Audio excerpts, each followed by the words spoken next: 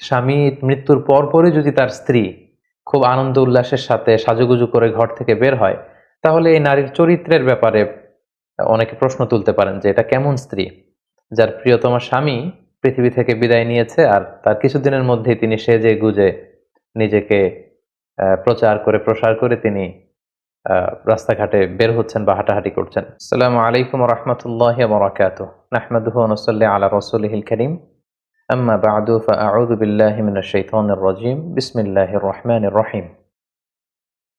ঢাকা থেকে নাসিমা আক্তার নামে এক বোন প্রশ্ন করেছেন, স্বামী মারা গেলে কি স্ত্রী কোনো গহনা বা রঙিন জামা কাপড় পরতে পারবে না? আমাদের সমাজে অনেক বিধবা নারীদের আজীবন সাদা শাড়ি পরে থাকতে দেখা যায়। ইসলামের দৃষ্টিতে এটা কতটুকু সঠিক? প্রিয় বোন নাসিমা, আপনার এই প্রশ্নের উত্তরে বলবো, কোনো ব্যক্তি যখন মারা যায় তখন তার নিকট আত্মীয়দের উপর শোক পালন করার বৈধতা ইসলাম দিয়েছে, এবং সেই শোক পালনের সময়সীমা হচ্ছে 3 দিন। 3 দিনের বেশি শোক পালন করা যাবে না।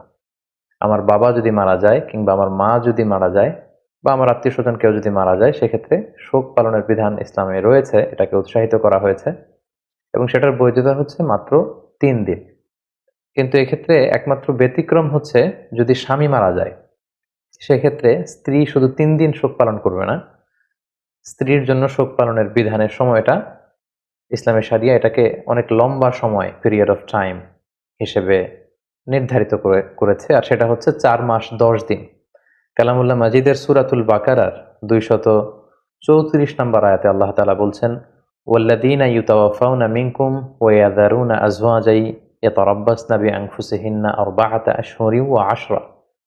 অর্থাৎ তোমাদের মধ্য থেকে যদি কেউ মারা যায় এবং সে যদি তার স্ত্রীকে রেখে দুনিয়া থেকে বিদায় নেয়, সেক্ষেত্রে তার স্ত্রী 4 মাস 10 দিন নিজেকে ঘরে আবদ্ধ রাখবে। এটাকে স্বামী ইন্তেকালের পরে স্ত্রীর ইদ্যত পালন বলা হয়। তাহলে এই আয়াত থেকে আমরা বুঝতে পারলাম যে আমাদের অন্যান্য আত্মীয় স্বজন যদি মারা যায়, সেক্ষেত্রে আমরা 3 দিন শোক পালন করতে পারবো। কিন্তু যদি স্বামী মারা যায় কোনো নারীর, সেক্ষেত্রে সে নারী 3 দিন নয়, তিনি 4 মাস 10 দিন ইদ্যত পালন করবেন। এবং সহিহ বুখারীর একটি বর্ণনাতেও আমরা এর সপক্ষে আল্লাহর হাবিব সাল্লাল্লাহু আলাইহি ওয়াসাল্লামের পক্ষ থেকে একটি হাদিস আমরা পাই। আল্লাহ রাসূল সাল্লাল্লাহু আলাইহি ওয়াসাল্লাম ইরশাদ করেছেন, লা ইয়াহিল্লু লিমরাআতিন তুমিনু বিল্লাহি ওয়াল ইয়াউমিল আখিরি আন তুহিদ্দা আলা মাইয়িতিন ফাওকা সালাস। অর্থাৎ কোনো নারীর জন্য এটা বৈধ নয় কিংবা শোভনীয় নয় যে সে তার কোনো মৃত আত্মীয়ের ব্যাপারে শোক পালন করবে 3 দিনের বেশি। এটা শোভনীয় নয়। ইল্লা আলা যাওজ, তবে স্বামীর ক্ষেত্রে ব্যাপারটি ভিন্ন।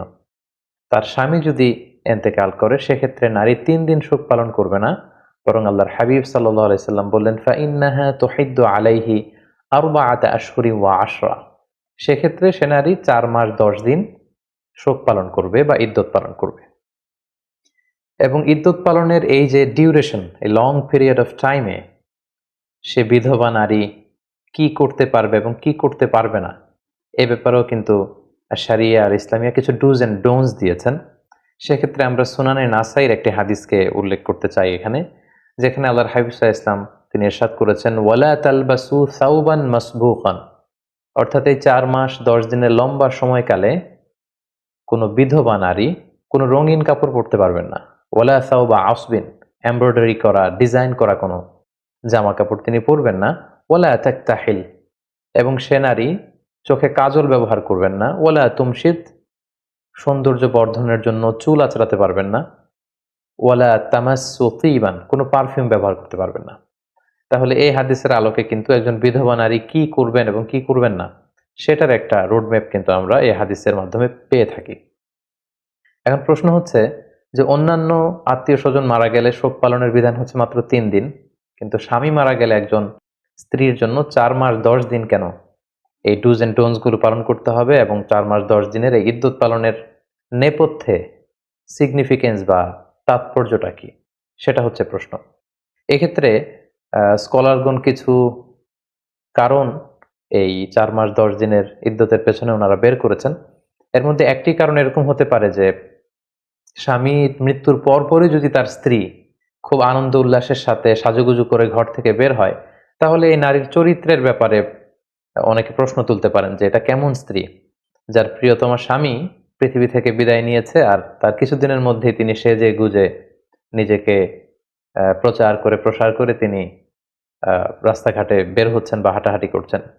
এটা মানে তাদের ভালোবাসার ব্যাপারে, বিশেষ করে সে নারীর চরিত্রের ব্যাপারে অনেকের প্রশ্ন আসতে পারে যে তাহলে কি তিনি তার স্বামীকে পছন্দ করতেন না?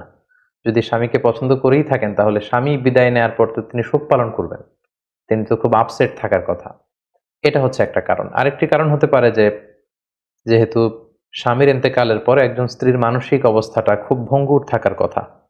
তিনি মানসিকভাবে খুবই কঠিন একটা অবস্থায় পড়ে যান। তো সেই কঠিন পিরিয়ডটাকে কাটিয়ে উঠবার জন্য ইসলামী শরিয়া তার জন্য একটি লম্বা সময় দিয়েছেন। ৪ মাস ১০ দিনের একটা লম্বা সময়। এই সময়ের মধ্যে তিনি নিজেকে সামলে নিতে পারবেন, নিজেকে গুছিয়ে নিতে পারবেন, বা স্বামী হারানোর যে বেদনা, যে হাহাকার, যে কষ্ট, সেটা থেকে তিনি হয়তো উঠে আসতে পারবেন।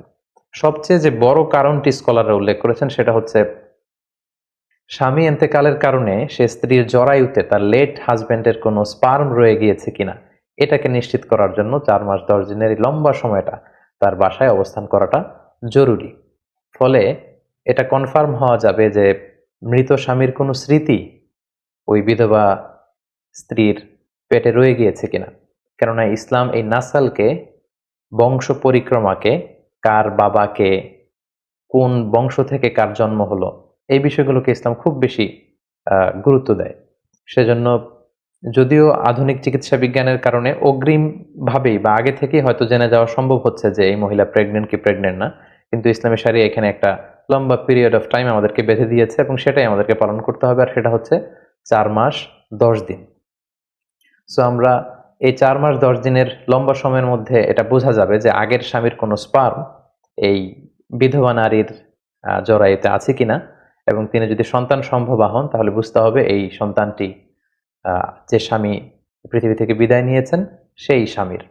যদি এমনটি হতো, এরকম লম্বা পিরিয়ড অফ টাইমের ইদ্যত যদি পালন করার আদেশ ইসলাম না দিত, আর সেক্ষেত্রে বিধবা হওয়ার পরপরই কোনো নারী যদি আবার নতুন বিবাহ বন্ধনে আবদ্ধ হয়ে যান এবং নতুন স্বামীর সাথে যদি তিনি শারীরিক মেলামেশা করেন এবং তারপরে যদি এই বিধবা নারী গর্ভবতী হন, তাহলে এখানে একটা সন্দেহ থেকে যায় যে এই যে পেটের গর্ভের যে সন্তান, এটা কি নতুন স্বামীর স্পার্ম থেকে এসেছে নাকি যে স্বামী গত হয়েছে কিছুদিন আগে তার স্পার্ম থেকে।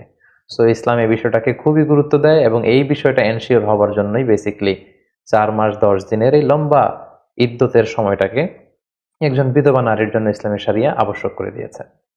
এক্ষেত্রে আরো একটি বিষয় আমাদেরকে খেয়াল রাখতে হবে। আমাদের বাংলাদেশে যে কালচারটি প্রচলিত আছে, অনেক নারী যখন বিধবা হন, অর্থাৎ তাদের স্বামীদেরকে তারা হারান, তখন তারা আজীবনের জন্য সাদা কাপড় বেছে নেন, আজীবনের জন্য শোক পালন করেন।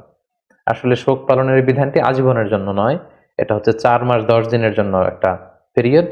এই পিরিয়ডেই আপনি এই ডুজ অ্যান্ড ডোন্টস গুলো মেনে চলবেন এবং ৪ মাস ১০ দিনের এই ইদ্যতের পিরিয়ড যখন চলে যাবে তখন আপনি আবার আপনার স্বাভাবিক জীবনযাপন করতে পারবেন এবং প্রয়োজনে চাইলে আপনি আবার নতুন বিবাহ বন্ধনেও আবদ্ধ হতে পারবেন ইনশাআল্লাহ। তাহলে সম্মানিত সুধী, আমরা খুব সহজে বলতে পারি যে ৩ দিন হচ্ছে স্বাভাবিক শোক পালনের নিয়ম, কিন্তু বিধবা নারীর জন্য, তার স্বামীর জন্য তিনি ৪ মাস ১০ দিন শোক পালন করবেন বা ইদ্যত পিরিয়ড কাটাবেন। এবং সেক্ষেত্রে শরিয়া কিছু ডুজ অ্যান্ড ডোন্টস দিয়েছে, যেমন এই ৪ মাস ১০ দিনের সময়কালে তিনি স্বামীর ঘরে অবস্থান করবেন, বিনা প্রয়োজনে বাইরে বেরোবেন না, তিনি খুব বেশি সাজসজ্জা করবেন না, মেকআপ করবেন না, খুব অতিমাত্রায় ডিজাইন করা রঙিন কাপড় পরে তিনি বেরোবেন না, সাধারণ জামা কাপড় পরে তিনি ঘরে অবস্থান করবেন। তিনি এই সময়টাতে পারফিউম ইউজ করবেন না, অতিমাত্রায় জুয়েলারি অলংকার এগুলো ব্যবহার করবেন না। নিজের সৌন্দর্য বাড়ানোর জন্য সাজসজ্জা হিসেবে আমরা যে মেহেদি ব্যবহার করি বা চোখে কাজল দেই, এগুলো তিনি ব্যবহার করতে পারবেন না। এবং এই লম্বা সময়ের মধ্যে তিনি সরাসরি বিবাহে আবদ্ধ হওয়ার মতো কোনো কাজ কিংবা বিবাহের প্রপোজাল বা বিবাহ নিয়ে কথাবার্তা এগুলোতেও তিনি জড়াবেন না।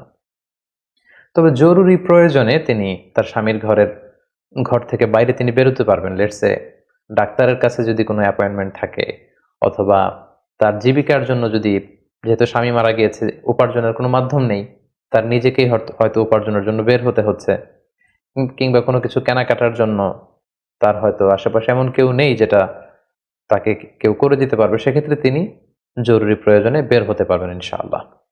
তবে এক্ষেত্রে একটি ব্যতিক্রম হচ্ছে, কোনো নারী যদি বিধবা হওয়ার পাশাপাশি প্রেগনেন্ট হয়ে থাকেন, তখন তিনি যখন তার বাচ্চাকে ডেলিভারি করবেন, ওই ডেলিভারি করার মধ্য দিয়েই তার ইদ্যত পিরিয়ডটা শেষ হয়ে যাবে। সেক্ষেত্রে 4 মাস 10 দিনের জন্য আর তার অপেক্ষা করতে হবে না। উদাহরণস্বরূপ কোনো নারী হচ্ছে লেটস সে আমরা বলতে পারি যে 8 মাসের গর্ভবতী একজন নারী, ইন দ্য মিন টাইম তার স্বামী মারা গেল এবং স্বামী মারা যাওয়ার 10 দিন পরেই তার পেটের বাচ্চা ভূমিষ্ঠ হলো। সেক্ষেত্রে এই বাচ্চা ভূমিষ্ঠ হওয়ার মধ্য দিয়েই এই বিধবা নারী ওনার ইদ্যত পিরিয়ডকে শেষ করতে পারবেন। সেক্ষেত্রে তার 4 মাস 10 দিনের জন্য বসে থাকতে হবে না। কারণ আমরা শুরুতে বলেছি এই 4 মাস 10 দিনের নেপথ্যে মূল কারণ হচ্ছে এইটা চেক করা যে তার গর্ভে তার লেট হাজব্যান্ডের কোনো স্পার্ম আছে কিনা, কোনো সন্তান আছে কিনা। আর সেই সন্তানই যখন ভূমিষ্ঠ হয়ে গিয়েছে, সেক্ষেত্রে আমরা এখন নিশ্চিতভাবে বলতে পারি যে আগের স্বামীর কোনো স্মৃতি এই বিধবা নারীর পেটের মধ্যে অবশিষ্ট নেই। ফলে সন্তান ভূমিষ্ঠ হওয়ার মধ্য দিয়ে তিনি তার পিরিয়ড শেষ করবেন। এক্ষেত্রে খুব সোজা সাপটা ভাবে সূরাতুত তালাকের 4 নম্বর আয়াতে আল্লাহ তাআলা বলছেন, ওয়া উলাতুল আহমালি আজালুহুন্না আইয়াদা'না হামলাহুন। অর্থাৎ গর্ভবতী নারীদের ক্ষেত্রে ইদ্যত হচ্ছে তার ডেলিভারি। তার পেটের বাচ্চা যখন ভূমিষ্ঠ হয়ে যাবে, এই ভূমিষ্ঠ হওয়ার মধ্য দিয়ে তার ইদ্যত পিরিয়ড শেষ হবে। সেক্ষেত্রে 4 মাস 10 দিনের জন্য আর অপেক্ষা করতে হবে না। তো প্রিয় বোন নাসিমা, আশা করি আপনি আপনার উত্তর পেয়েছেন যে একজন বিধবা নারীর জন্য 4 মাস 10 দিনের যে ইদ্যত পিরিয়ড ইসলামী শরিয়া দিয়েছে, সেই সময়টাতে তিনি কি করতে পারবেন, কি করতে পারবেন না, এ ব্যাপারে ইসলামী শরিয়ার বিধানগুলো আশা করি আপনি বুঝতে পেরেছেন। আল্লাহ তাআলা আমাদের সবাইকে ইসলামকে সঠিকভাবে জেনে সে অনুযায়ী আমল করবার তৌফিক দান করুক।